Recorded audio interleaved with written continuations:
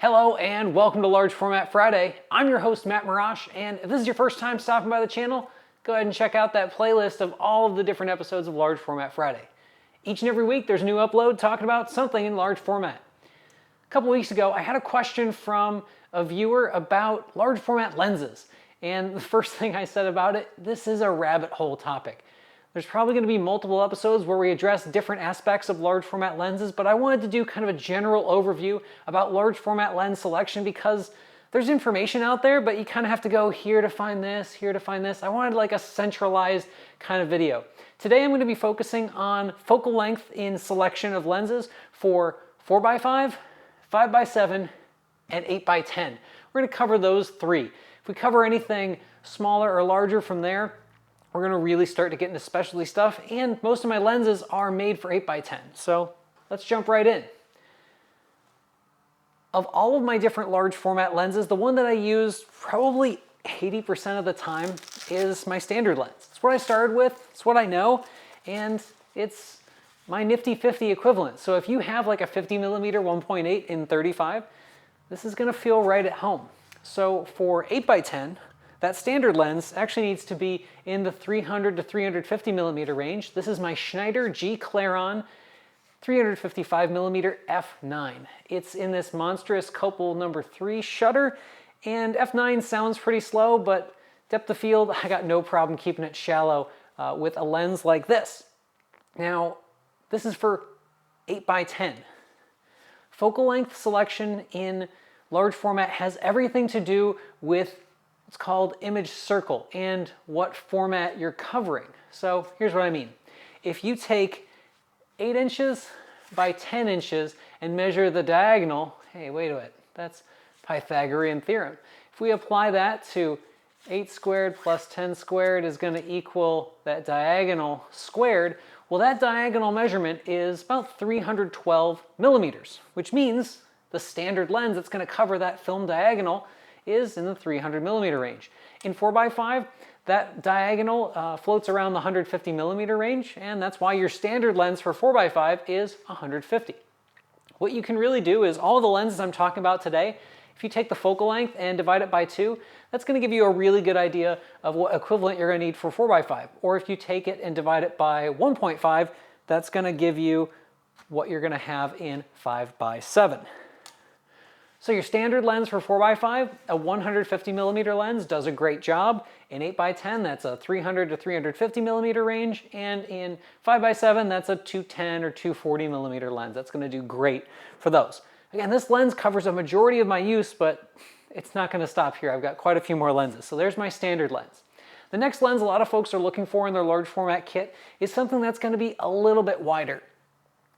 One of the more popular wide-angle lenses for 4x5 is a 90mm lens. For my 8x10, that actually means a little bit wider. I have this 150mm.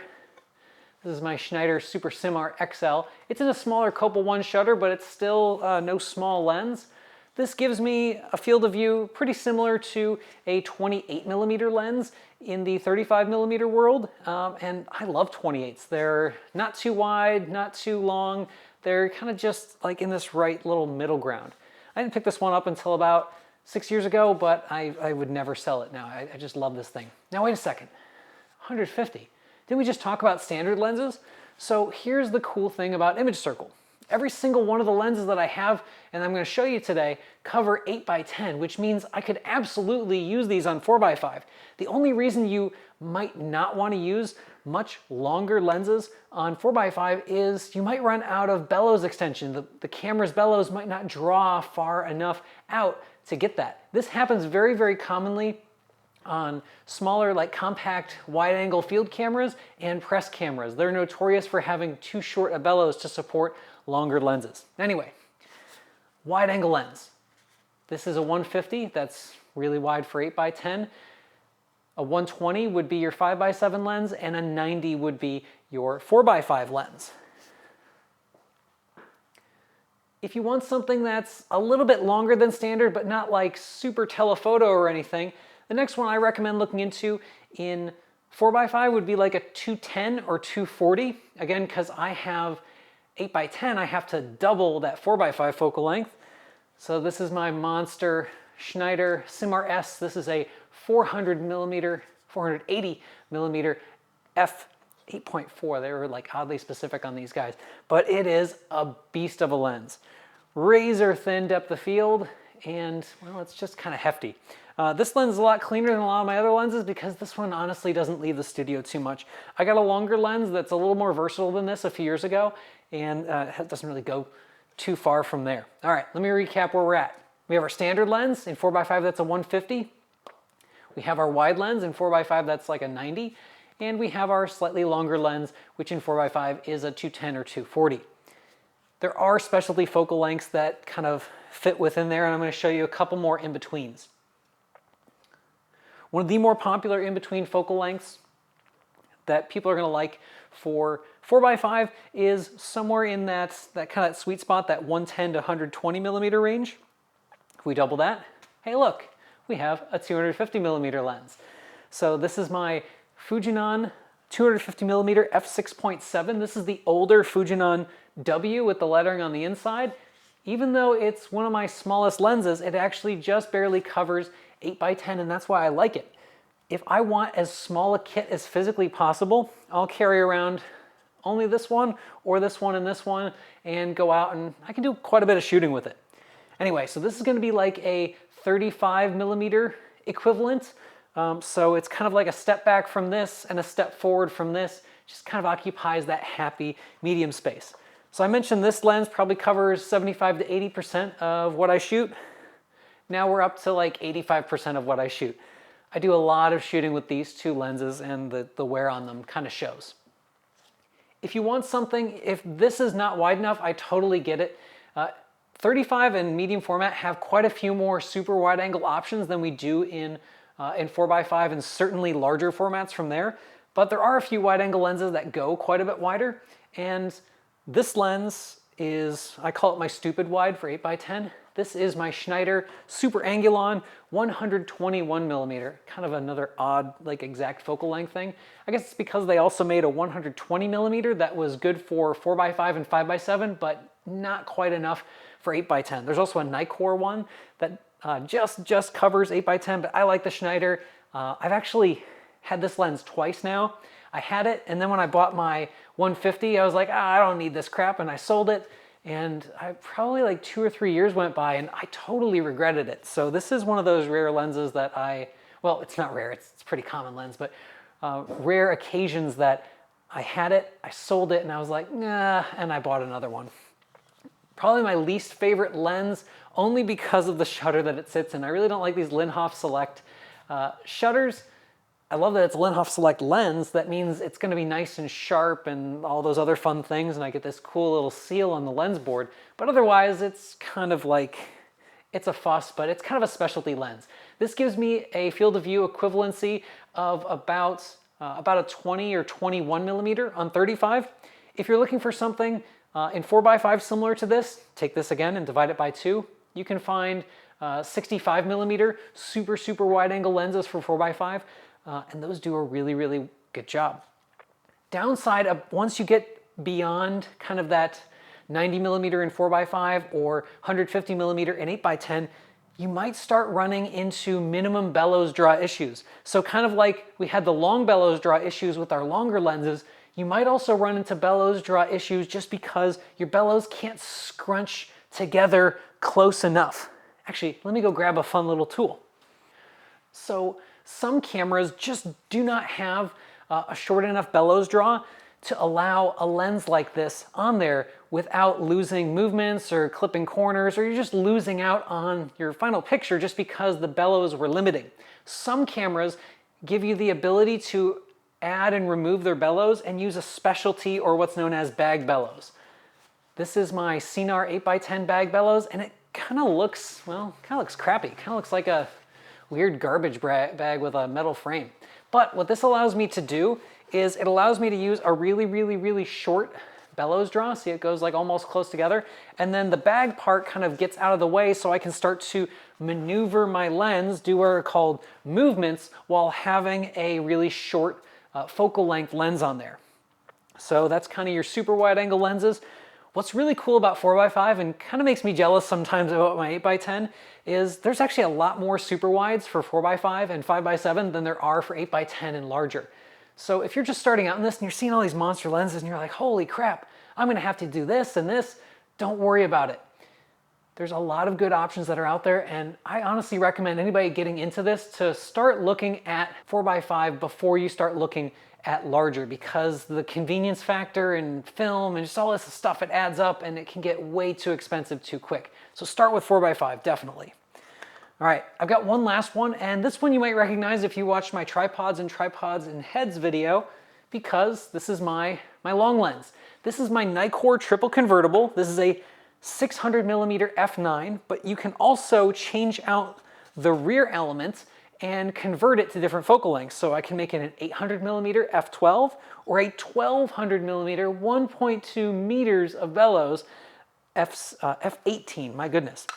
I don't have the 1200 element, and that's because I don't have enough bellows on most of my cameras to make this work. A couple things that are specialty about this lens. One, it's enormous, it's a giant hourglass, but also this lens is the only lens here on the table that has what's known as the T or telephoto designation. In large format, we don't actually encounter a lot of telephoto design lenses. We might just know the word tele or telephoto from 35 and medium format, but that's because we're dealing with fixed camera and lens design options.